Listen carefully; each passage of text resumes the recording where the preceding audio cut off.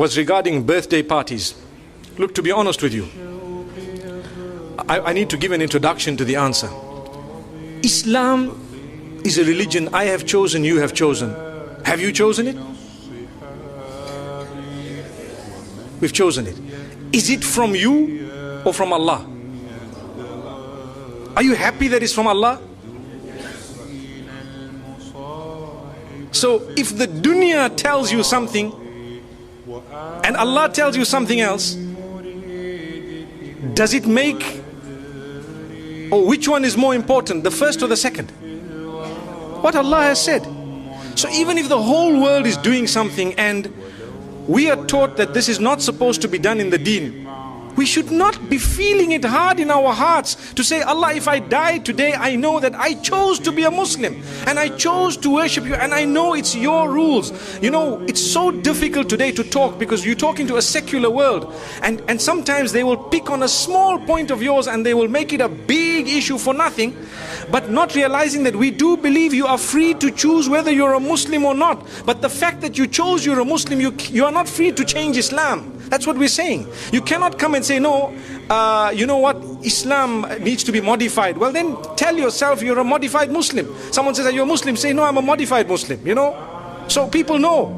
But if you want to call yourself a Muslim, you've surrendered.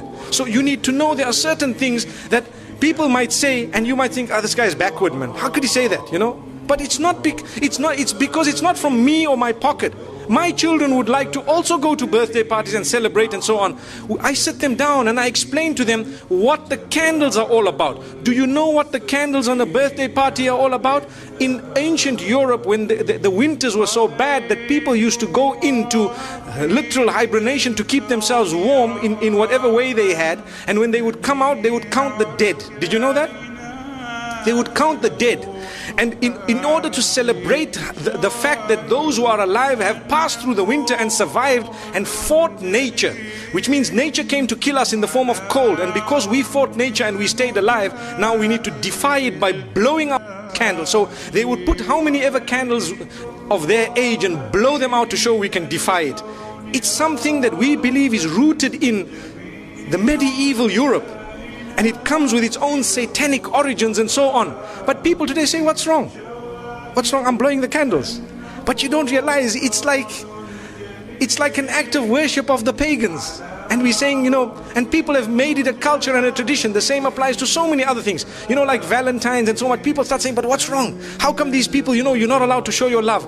Well, to be honest, we're being fooled by believing that, you know what, you need to celebrate the fact that you're 1 year older by throwing a big party, everyone must come, but you don't know that now you're closer to your grave, for example. Or there are more responsibilities on your shoulder. I'm not saying that when your age turns that you must not make dua to Allah, Ya Allah grant me a good age and so on. But firstly, we have a Hijri calendar.